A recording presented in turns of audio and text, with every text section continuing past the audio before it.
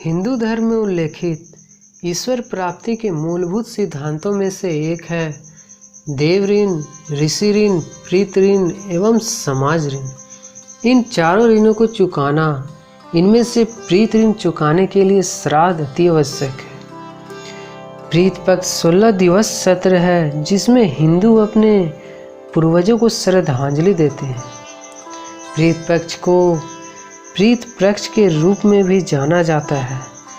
प्रीत पक्ष शाब्दिक रूप में पूर्वजों का पखवाड़ा है।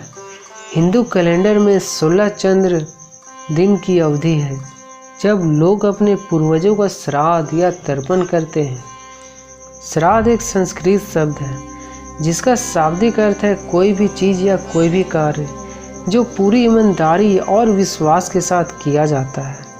हिंदू धर्म के अनुसार एक पूर्वज को 3 पूर्ववर्ती पीढ़ियों की आत्माएं पितृलोक में निवास करती हैं, जो स्वर्ग और पृथ्वी के बीच का क्षेत्र है। ऐसा कहा जाता है कि जब हम इस दौरान अपने पूर्वजों का सम्मान करते हैं और उन्हें याद करते हैं तो वे स्वास्थ्य, धन, ज्ञान और दीर्घायु, अंततः स्वर्ग और मोक्ष प्रदान करते हैं।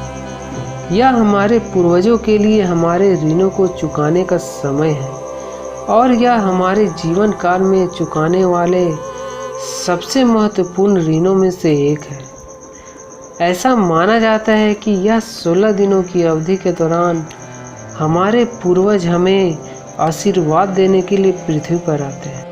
आइए मित्रों, जानते हैं पितृपक्ष मनाने के पीछे की कहानी। किंवदंती।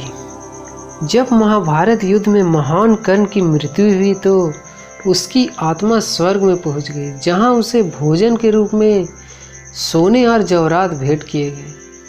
हालांकि कर्ण को खाने के लिए असली भोजन की आवश्यकता थी और उन्होंने स्वर्ग के स्वामी इंद्र से भोजन के रूप में सोने की सेवा करने का कारण पूछा। इंद्र ने कर्ण से कहा कि उन्होंने जीवन भर सोना दान किया है लेकिन श्राद्ध में अपने पूर्वजों को कभी भोजन नहीं दिया। कर्ण ने कहा कि चूंकि वह अपने पूर्वजों से अनजान थे इसलिए उन्होंने कभी भी उनकी स्मृति में कुछ भी दान नहीं किया। संशोधन करने के लिए कर्ण को 15 दिन की अवधि के लिए पृथ्वी पर लौटने की अनुमति दी गई ताकि वह श्राद्ध कर सके और उनकी स्मृति में भोजन और पानी दान कर सके। इस अवधि को वह प्रीत पक्ष के रूप में मनाया जाता है। कुछ किंवदंतियों में यम इंद्र की जगह लेते हैं। पितृपक्ष के दौरान क्या करें और क्या ना करें। इस अवधि के दौरान आक्रामकता, प्रतिशोध, हिंसा, क्रोध से संबंधित मुद्दों से बचें ताकि अपने आप पूर्वजों को अत्यधिक विश्वास और ईमानदारी से याद करने पर ध्यान केंद्रित कर सकें। पितृकाल के दौरान जानवरों को चोट नहीं पहुंचाना चाहिए, यह सभी पाप बन जाते हैं। जानवरों, विशेष रूप से कौवे और कुत्ते को श्राद्ध के बाद पितृ प्रसाद चढ़ाया जाता है और इसलिए पितृपक्ष के दौरान इन जानवरों को चोट न पहुंचाने के लिए अतिरिक्त सावधानी बरतनी चाहिए। दान। आप ऐसे लोगों की मदद कर सकते हैं जो आपसे कम भाग्यशाली हैं और यह सबसे अधिक लाभकारी काम है जो आपके पूर्वजों को खुश करेगा। ध्यान। यह कहा जाता है कि गहन ध्यान स्वतंत्रता और राहत हमारे सिर्फ स्वयं के लिए ही नहीं बल्कि हमारे पूर्वजों के लिए भी लाता है।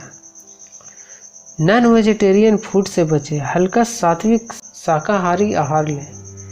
श्राद्ध काल में किसी भी प्रकार के मांस या मांस उत्पादों का, यहाँ तक कि अंडे का सेवन भी पूर्ण रूप से प्रतिबंधित है। कठोर पेय और तंबाकू युक्त उत्पादों का सेवन भी बंद कर देना चाहिए। यहाँ तक कि प्याज और लहसुन का उपयोग भी निषिद्ध है। केवल शुद्ध सात्विक भोजन ही इस दौरान लेना चाहिए। इस अवधि के दौरान नई परियोजनाएं नहीं शुरू करनी चाहिए। बेल्ट, पर्स, बैग आदि जैसे चमड़े के उत्पादों का उपयोग करने से बचें।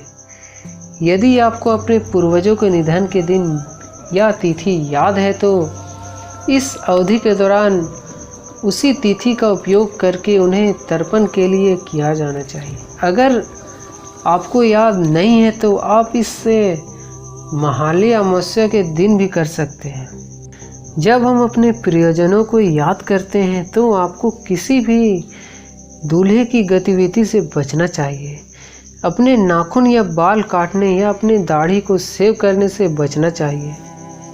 हिंदुओं का मानना है कि कपड़े, गहने, कार या संपत्ति खरीदना खुशी और उत्सव का प्रतीक है और इस प्रकार वे इन चीज़ों को खरीदने से बचते हैं। भले ही वे प्रीत पक्ष के अवधि से पहले इन चीज़ों को खरीदते हैं, लेकिन यह अभी भी अप्रयुक्त है।